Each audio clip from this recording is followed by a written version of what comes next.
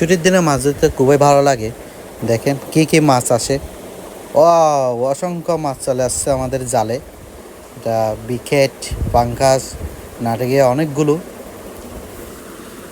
খুবই ভালো লাগতেছে মাছগুলো দেখতে। কিন্তু পাঙ্গাস মাছগুলো ধরা সহজ, বাট জাল থেকে ছুটানো অনেক কঠিন। ছুটাতে গিয়ে যদি কাটা ফুটিয়ে দেয়, এটা মারাত্মক ব্যথা করে। এটা খুবই ডেঞ্জারাস একটি মাছ। এটা কাটাগুলো খুবই শক্ত, খুব আস্তে আস্তে খুলতে হয়, খুব সতর্কতার সাথে। এই মাছগুলোর কাঁটাগুলো যদি শরীরে বিঁধে, তাহলে অনেক ব্যথা অনুভব হবে। অনেককে হাসপাতালেও যেতে হয়েছে এমনকি। দেখেন